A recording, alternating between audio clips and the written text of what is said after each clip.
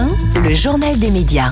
Et puis le verdict est donc tombé pour C8 et Énergie 12 hier. L'Arcom a confirmé hier midi l'exclusion des deux chaînes sur la TNT. Dans son communiqué de presse, le régulateur de l'audiovisuel a expliqué avoir privilégié la diversité du paysage audiovisuel et a donc signé 11 conventions avec les nouveaux titulaires jusqu'en 2035. Titulaires dont ne font pas partie donc C8 et Énergie 12. L'Arcom a également ajouté que les candidats non retenus se verront notifier les rejets motivés dans les prochains jours.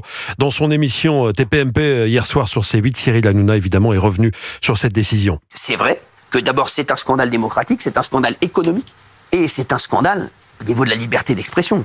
Dans aucun pays, une grande chaîne, parce que C8 est une grande chaîne aujourd'hui on peut le dire, jamais de la vie dans aucun pays, une grande chaîne. Même dans les dictatures. Même dans les dictatures, ça n'existe pas. Une chaîne qui disparaît, ça n'existe pas. On rappelle que Cyril Hanouna a précisé dans la semaine dans TPMP que l'émission continuerait sur un autre diffuseur au-delà de la date fatidique du 28 février. L'animateur qui a annoncé aussi qu'il y aurait un recours contre cette décision. Et puis on reparle maintenant du Golden Bachelor, l'émission qui a fait un bid à la rentrée sur M6. Ouais, 3 des 20 femmes qui tentaient de séduire le sexagénaire Landry, qu'on a reçu d'ailleurs, Thomas, dans Culture Média, ont saisi les prud'hommes pour dénoncer les conditions de tournage. Alors c'est pas M6 qui est visé ici directement, mais Warner Bros France, la filiale française du géant américain qui a produit le programme.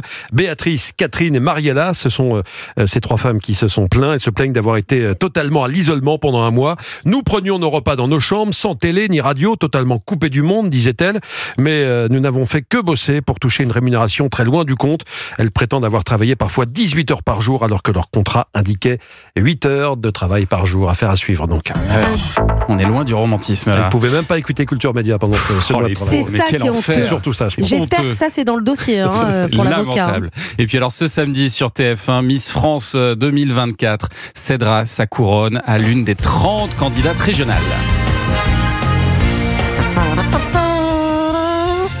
Heureusement qu'ils n'ont pas mis les trompettes.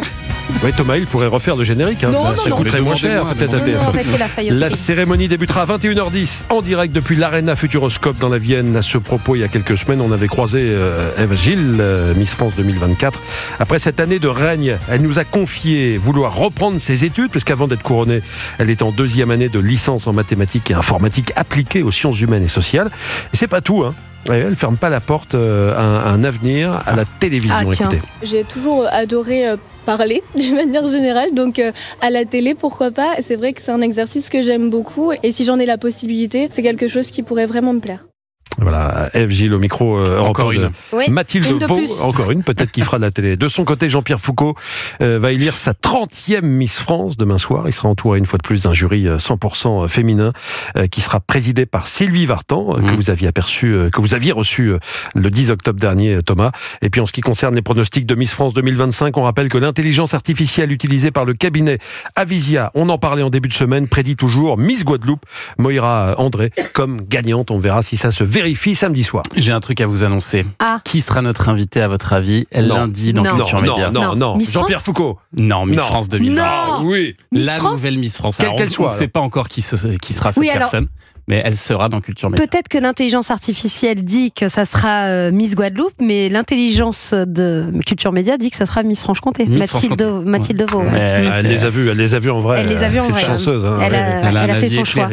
Merci beaucoup, Julien Pichelet. Vivement lundi alors. Vivement lundi et rendez-moi mon stylo, s'il vous plaît, parce que j'en ai besoin. Voilà. Et la prochaine fois, venez avec votre matériel. Avec ma trousse.